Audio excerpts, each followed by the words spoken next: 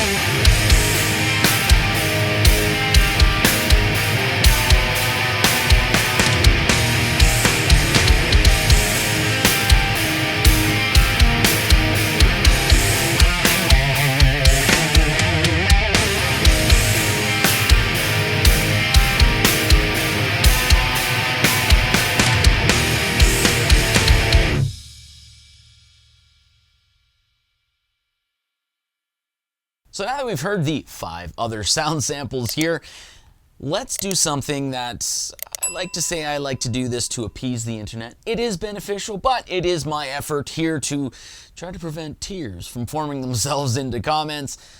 Again, it is beneficial. I just like saying that. We're going to play this in all 3 pickup positions in clean.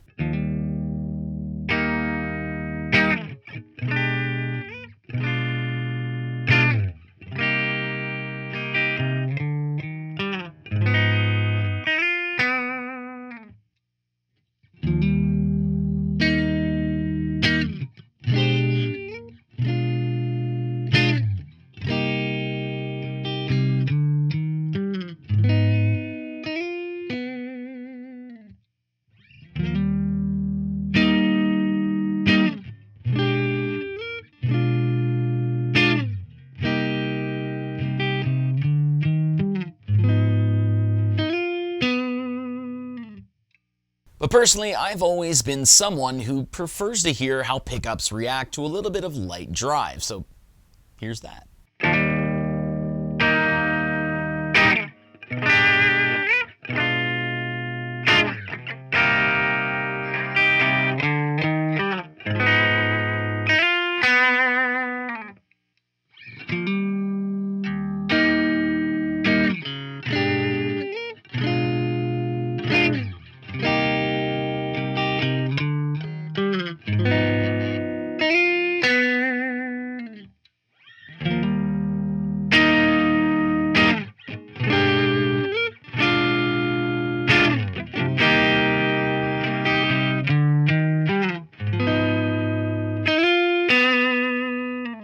Finally, rounding things out here, we have me wiggling the knobs here so you can hear the potentiometers with the volume and then, of course, the tone.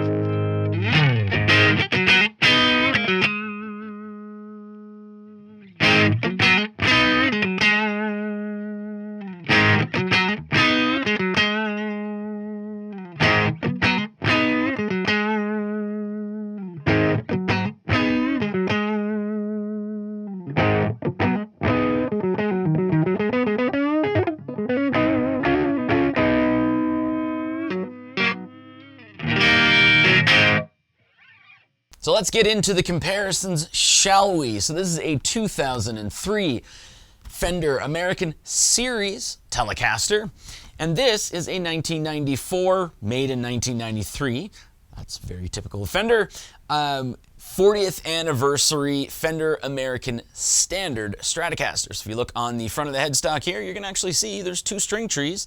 And these tuners are non-staggered. So we'll just do a very basic 3 pickup position comparison. So we're not going to do positions 2 and 4 here, just so you have that option, you know, that ability to hear the Telecaster here against just an American Standard Stratocaster.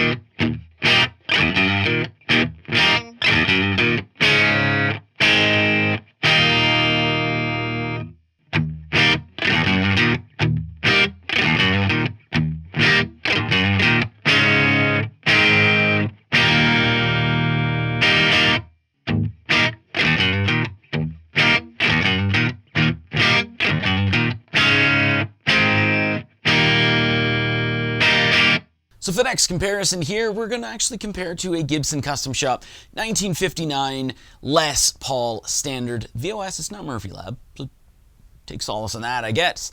And the reason behind this, because I do have a couple of Gibson USA Les Pauls that I could use, but the whole reason behind that is a lot of people always state about the custom buckers here that they have sort of like, you know, a bit of a Telecaster vibe to them in the pickups. So, I mean, it's not as sparkly and spanky, and, you know, it's going to pick up a little more gain, obviously, because they're humbuckers. It's not going to clean things up as much without, you know, messing around with the volume. So let's just do a 3 pickup position comparison between both of these.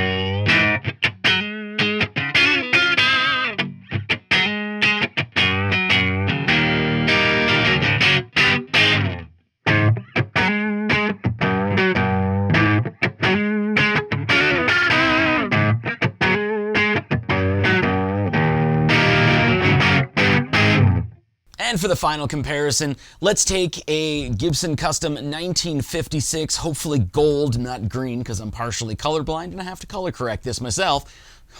Please, AI gods, make this gold and not green. 1956 Gibson Custom Les Paul Gold Top VOS, again, not Murphy Lab here. And we'll just do a 3 pickup position comparison. The whole reason behind this is because this is single coil P90s and, well, you know, Telecaster.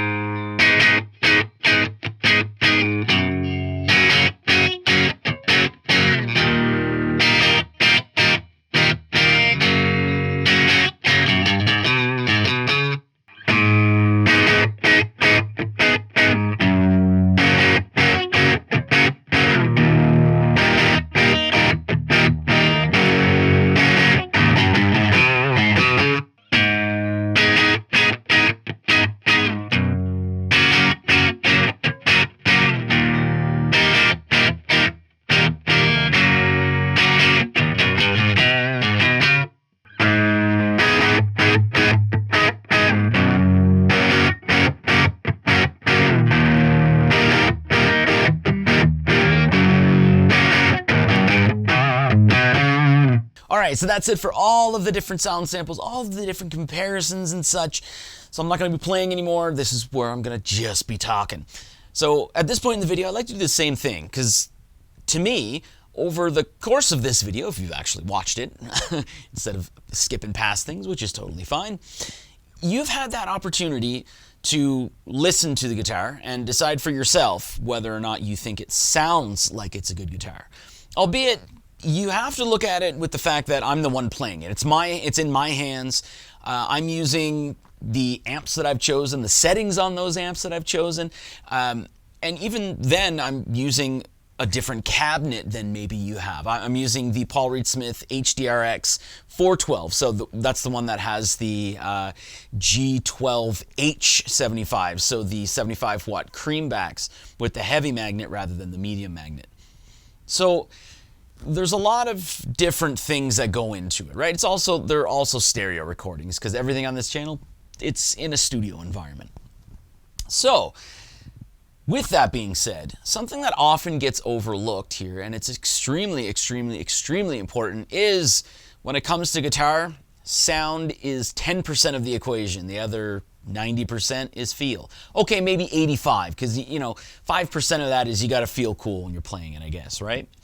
So, with that being said, I'm going to give you my thoughts on the guitar, because I think it's a great guitar. I've owned, I think it was like 7 Telecasters at one point, and I kept saying to myself, I can't sell this one, I can't sell this one, because out of all of those Telecasters, this is the one that I like the best. This feels the best, it sounded the best, and I'll double down on that, it felt the best. And there's something on this particular guitar that was an accident that happened from a previous owner and actually makes it feel like it's absolutely at home. But again, these are my thoughts. You could have completely different preferences. So I'm going to talk to you about how this guitar feels to me. And again, like I stated earlier, this is an ash body Telecaster. Why is that important? Because all of the other Telecasters, typical Telecasters that you see nowadays, unless they're like vintage reissues and stuff like that, they're using alder bodies, and they're using, for like, even then for their upgraded versions, they're now using roasted pine as opposed to ash. The original Telecasters were ash body. It has a different feel to it, has a different weight to it. It resonates. The low end is very different in it. It has this nice body to it in comparison to alder as well. So that is something that I've always felt and thought of when it comes to this guitar. So as far as, like, you know, the wood that's being used in the body itself, it's probably the most comfortable Telecaster that I've ever owned. The brass saddles that are on here, they're not typical what you would have seen back then. So someone has actually changed the saddles here so that they're the like barrel / bullet style saddles, rather than the like stainless steel block saddles that would have been on this guitar at the time. And this neck, whether the gloss, because it's all, everything says that it's for this whole era, that it's supposed to be a satin urethane finish on the back of the neck and the front of on the fretboard itself. So over time this could have had some gloss to it, but when it comes to like urethane finish, I think this was just actually, they called it satin because it was a thinner gloss that was applied here, because a lot of those Strats or Telecasters back then, when you had a gloss finish on the back of the neck, it was like a super thick gloss. And the neck is just extremely comfortable. The modern C shape that they have rather than a deep C shape, so it's a little bit thinner than what you would get nowadays, but it just, the fact that it's an ash body, in comparison, because I had a professional 2 Telecaster, and when you played that, it felt like you were playing the bridge and there was just a body attached to it, if that makes any sense. And when you would, you know, strike the strings and bend, you'd feel the bridge. That's kind of the connection that I made, rather than feeling the body of the guitar. I'm a guitar player. I'm absolutely crazy. I could be nuts with that, but it's just something to note here. You feel a lot more of the ash body than you do on newer Telecasters. And the pickups, there's just something to be said about the 90s and early 2000s Fender American Series pickups. They're just highly different than the V-Mod or V-Mod 2s. What ended up happening with Fender is their American Standard Series, when they brought them back, they had American Standard pickups, but they changed them a little bit. So they weren't as nice. I guess detailed would be. There's not as much spank and sparkle in them. We always use weird words, but what they ended up doing was they started putting in custom shop pickups in their American Standard Series, and I firmly believe that's just because they were made different in the 90s and they were made different in the early 2000s when they were American Series. So that's just something also to keep in mind. It's just, it sounds amazing. To me, at least, and to a lot of other people. These pickups here, phenomenal. Now that we've actually talked about my feelings on the guitar and how I think it feels and sounds and such, I want to talk about, because this is a 2003, So you're not going to buy this brand new, right? So if you're watching this video, it's probably because I've decided to I'm switching over to custom shop, so I know that this is going to be up for sale, and it hurts my feelings a little bit. But if you're looking at this, you're either looking at maybe my listing for it, or you're seeing, a similar guitar, different color, whatever. From 2003, it's an American series, or they're probably going to list it as a standard. You're looking at it because this is on the used market, right?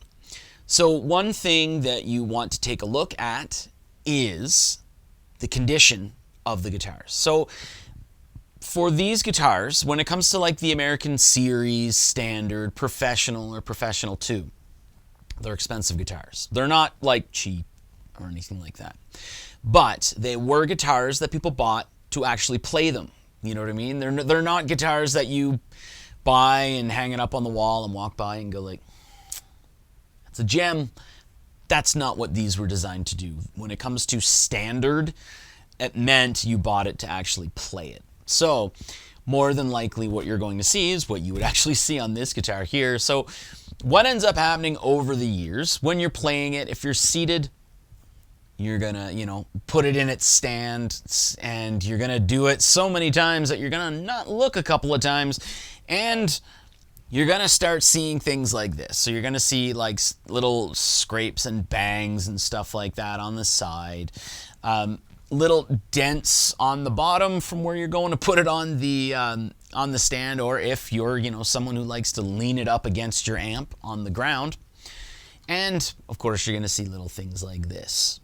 So little chips in the body. It's very, very normal, along with buckle rash, but this one here, you're going to see a lot more fingerprints in there rather than any buckle rash. This is actually, there's a couple of little scrapes in it. But this guitar here, like I stated earlier, this has the weirdest, it can happen. Don't try it on your own. But this has a chip that I'm not sure if this was mic stand related, you know what I mean, or something. But there is a chip on the first fret, like right at the first fret. And you can feel it when you're playing. It almost feels like the side of the neck has a little scallop in it. So it is really weird. When I bought this online from a store in Calgary, and they did not show that when I bought it. I paid dearly for this guitar, and when I first got it, I thought, I paid way too much, and you know what I mean, because the typical pricing on this is going to be about like Canadian $1,200 to $1,500, and I paid a little more than that for it. And when I saw this mark here, I was like, oh no, they really should have told me about it. But I really wanted to have an American series, and I desperately wanted to have an ash-bodied Telecaster. So this, I can't understand it. And it's funny because like over the last year or so, I've been like, dwindling down my collection so I can, walk down my stairs properly. Because I had a whole bunch of guitars just set up on the stairs. But a lot of people, when they come here, because I had so many guitars, like if they were here to buy a Telecaster that was not this one, they would say, oh, well, what about that one? Can I try that one? I'd say, it's not for sale, but yeah, you can try it. And I'd say like 8 times out of 10, what would happen is they would play it and then, oh, that's different. And they would play it for a little bit, and generally they'd stick around this area on the neck rather than down here, which a lot of people, when they're playing, they want to play here and down here, especially if you're in someone else's house, because I don't know, maybe feel like you have to show that you're worthy. I don't understand. If you can't play and you want to buy a guitar, as long as you're excited about the guitar, that's how I look at things. But I don't know, that this little indentation and the fact that it's an ash body is what has prevented me from selling it for so long. So I'm still trying to decide. But I know for me, I'd like to get a 1950 Broadcaster, 51 Nocaster, or like a 52. I've always had sunburst finish, but I don't know, I think I want to go with something on the custom shop line that's kind of a little more 50s historically accurate, like early 50s. So yeah. So when you're looking at these, you're going to see different quality, not quality, I should say, like different marks. Just if you're looking at an American Fender that's not like a vintage reissue, you're more than likely going to see some nicks, dents, and scratches in the back of them. So just something to keep in mind. Anyway, I'm going to stop talking now because I hate talking in these videos, and I say good day. Thanks for watching.